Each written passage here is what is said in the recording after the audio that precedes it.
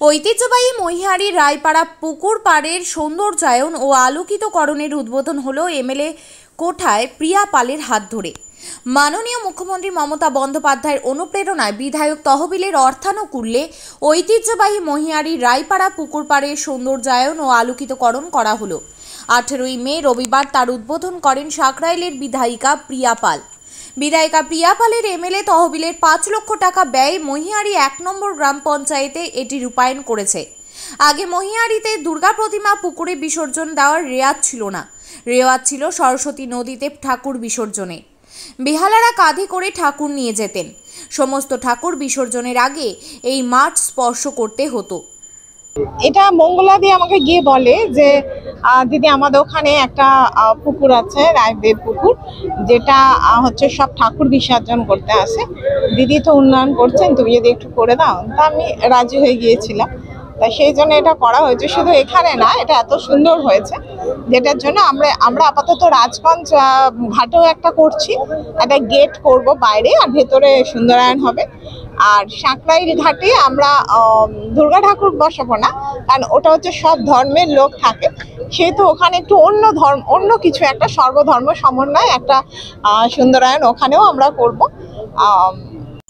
রায়বাড়ির ঠাকুর দক্ষিণ রায়বেদিতে বসতেন। সমস্ত ঠাকুর বিসর্জনের পর সর্বশেষ রায়বাড়ির ঠাকুর বিসর্জন হতো। নদী কালক্রমে যখন মজে গিয়ে খালের আকার ধারণ করে, তখন সিদ্ধান্ত হয় রায়বাড়ির প্রতিষ্ঠিত পুকুরে প্রতিমা বিসর্জন হবে। রায়বাড়ির প্রতিমার পাশাপাশি এলাকার সমস্ত প্রতিমার বিসর্জনও এই পুকুরে হতে শুরু করে। রায়বাড়ির বিসর্জনের দিন একটা প্রথা আছে, সবাই কাদা মেখে নাচে। রায়বাড়ির লেঠেল বাহিনী, তারা সবর উপজাতি, তাদের বসবাসের জন্য জমি দেওয়া হতো। বাবুরাও তাদের সাথে মিলে নেচে মাকে কৈলাসের পথে নিয়ে যেতেন। এই রায়বাড়ির পুকুরের ইতিহাস জানালেন এই বাড়ির গৃহিণী পুনম ভট্টাচার্য রায়। মহিহারির পঞ্চায়েত প্রধান এই জায়গার সৌন্দর্যায়ন ও আলোকিতকরণের কথা বললে তিনি তাতে রাজি হয়ে যান বলেই জানান খোদ বিধায়িকা প্রিয়া পাল। তিনি বলেন, এখানে দুর্গা মাকে নিয়ে যাওয়া হয় কাঁধে করে।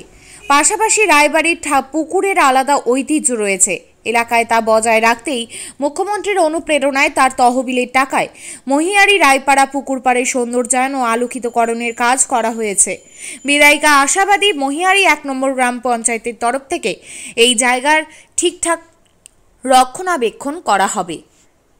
বেঙ্গল বুলেটিন নিউজের পক্ষ থেকে শঙ্খ ভট্টাচার্যের রিপোর্ট। ঠিক তখনই আমাদের গর্বের ঐতিহ্যকে বাঁচাতে এগিয়ে এসেছেন আমাদের এক ঘরের দুর্গা। হ্যাঁ, আমাদের এক ঘরের দুর্গা, যিনি 10 হাতে সামলাচ্ছেন সংসার, শিক্ষকতা, রাজনীতি, বিধানসভা, সামাজিকতা, বাচিক শিল্প সহ আরও অনেক কিছু। শুধু মহিহারি নয়, ঐতিহ্য ও আধুনিকতার এক সুন্দর মিশ্রণে তিনি সাজিয়ে তুলছেন আমাদের গর্বের সাকরাইল বিধানসভা কেন্দ্রকে। তার হাত ধরে আমাদের মহিহারি রায়পাড়া ঐতিহ্যমণ্ডিত তথা ঐতিহাসিক প্রতিমা নিরঞ্জনের ঘাটটি আজ নবরূপে সুসজ্জিত। আমাদের দৃঢ় বিশ্বাস, শুধু মহিহারি 1 নম্বর গ্রাম পঞ্চায়েত এলাকার নয়, এই সৌন্দর্যায়ন প্রকল্প সারা হাওড়া জেলার মধ্যেও এক অনন্য নজির স্থাপন করবে। আমরা মহিহারি 1 নম্বর গ্রাম পঞ্চায়েত এলাকা তথা বৃহত্তর মহিহারি ও আন্দুল জনপদের আপামর জনগণের পক্ষ থেকে আমাদের মমতাময়ী ঘরের মেয়ে তথা বিধায়ক শ্রীমতী প্রিয়া পালকে জানাই আমাদের অন্তরের শ্রদ্ধা, কৃতজ্ঞতা, ভালোবাসা। আপনি ভালো থাকুন। রায়বাড়িরই আমি গৃহিণী। আমার এই পুরো এলাকাটাই রায়পাড়া, মাঠটা রায় মাঠ, এই পুকুরটা রায় পুকুর, আর এইটা ঝাউ পুকুর। আমাদের ভিতরে আছে পুরনো পুকুর, নতুন পুকুর, এরকম অনেকগুলো পুকুর আছে, সবই রায়েদের। এখন এটা প্রতিষ্ঠিত পুকুর। আচ্ছা, এবার এই যে বিসর্জনের ইতিহাস যেটা এই ছবিতে তুলে ধরা হয়েছে, এটাই হচ্ছে প্রকৃত ইতিহাস। কেননা আগে পুকুরে বিসর্জন করার রেওয়াজ ছিল না, রেওয়াজ ছিল সরস্বতী নদীতে বিসর্জন করার, তখন বেহারারা এইভাবে কাঁধে করে বয়ে নিয়ে যেত। গ্রামের তখন ঠাকুরকে মাঠে এসে সমস্ত ঠাকুরের বাধ্যবাধকতা ছিল এই মাঠ মানে স্পর্শ করতে হবে।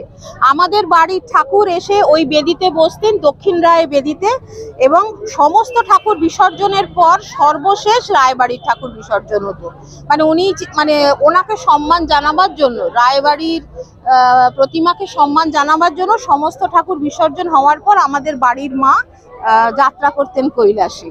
এবং এখান থেকে যাত্রা মানে হচ্ছে ওই বেহারাদের কাঁধে চড়ে সরস্বতী নদী, তারপরে নদী কালক্রমে মজে গিয়ে যখন খালের আকার ধারণ করেছে তখন সিদ্ধান্ত হয় যে আমাদের এই প্রতিষ্ঠিত পুকুরে বিসর্জন হবে। এবং রায়বাড়ির প্রতিমা যেহেতু এখানে বিসর্জন হচ্ছে, সেই জন্য এলাকারও সমস্ত প্রতিমা এইখানেই বিসর্জন হতে শুরু করে।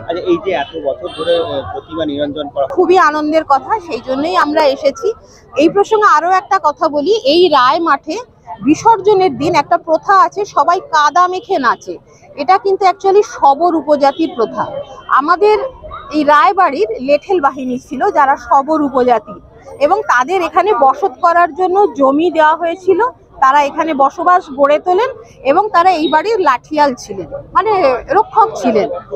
তারা অ্যাকচুয়ালি এই নাচটা করতো এবং সেই দিনে বাবুরা এই মানে লেঠেল বাহিনীর সদস্যদের সঙ্গে একাকার হয়ে যেতেন, সবাই মিলে মায়ের, আর যে মা মাটি মানুষের সরকার, সেই মাটিতে মিশে যেতেন।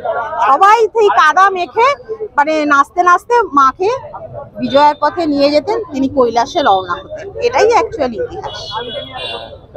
আমার নাম পুনম রায়, আমি রায়বাড়ির গৃহিণী। তাছাড়া তো এমনি হসপিটাল, রাস্তাঘাট সবই হচ্ছে, আর প্ল্যান আছে আরো কিছু করার। এটার তহবিল প্রায় 5 বছর হয়েছে। তবে যে প্রস্তাবটা যখন দিদি দিয়েছিলেন বা প্রধান যখন দিয়েছিলেন, তো সেক্ষেত্রে এই পরিকল্পনা যখন আপনি পেলেন বা এই পরিকল্পনাটা পুরোটাই টুটুল আমাদের শুভজ্যোতি ঘোষ ওর প্ল্যানে হয়েছে। এটা শেয়ার করার জায়গা নেই, ওই আমি দেখতে আসিনি একদিনও। পুরোটাই মঙ্গলাদি, শুভে, পুরো মেম্বার যারা ছিল সবাই মিলে নেমেই কোথায় কোনটা লাগালে সুন্দর হবে। অবশ্য ওরা আমাকে প্ল্যানটা বা ছবিগুলো দেখিয়ে এসেছিল, কিন্তু পুরোটাই রূপায়ণ করেছে শুভঙ্কর, শুভজ্যোতি ঘোষ ওর প্ল্যান, এবং এদের সকলের সহযোগিতায় আজকে এই কাজটা হয়েছে। আমি আশা করব এইটা রক্ষণাবেক্ষণ পঞ্চায়েত থেকে করা হোক, এবং এই যে লাইট ফাইট গুলো আছে, আমাদের অনেকেরই বেশ খারাপ আছে, ভেঙে দিয়ে চলে গেলাম, এগুলো যাতে না হয় সেটা আমি সকলের কাছে অনুরোধ করব। যে কোনো জিনিস সুন্দর হলে দেখতে ভালো লাগে। আমি গঙ্গার ধারগুলোতেও করবো, আশা করছি পারবো।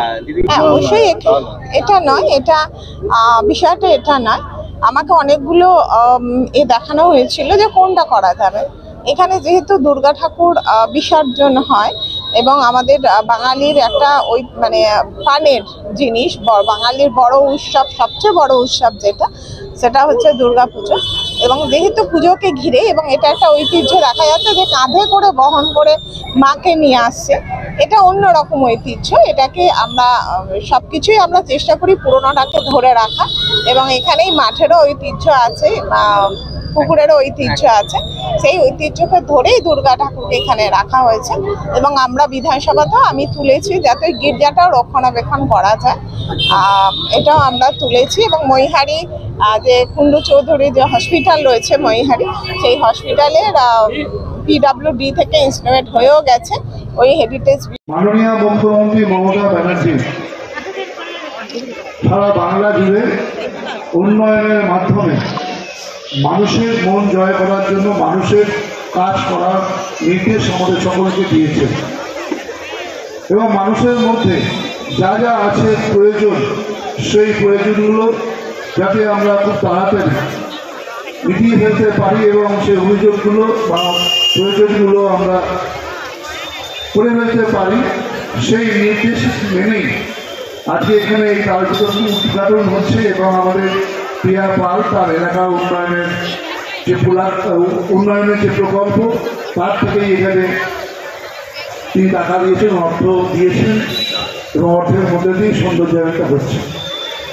শুধু এই ব্যাপারে আপনাদের শুধু বলবো যে আসুন সারা বাংলা জুড়ে এবং এই এলাকায় এবং সাঁকরাইলে ত্রিস্তর পঞ্চায়েত ব্যবস্থার মধ্যে দিয়ে এবং বিধায়ক এলাকা উন্নয়ন ফান্ডের মধ্যে দিয়ে প্রকল্পের মধ্যে দিয়ে এবং এমপি ফান্ডের প্রকল্পের মধ্যে দিয়ে লাগাতার ধারাবাহিক উন্নয়ন হচ্ছে। এই উন্নয়নটা আপনাদের রক্ষণাবেক্ষণের দায়িত্ব কিন্তু আপনারা রক্ষণাবেক্ষণ করবে।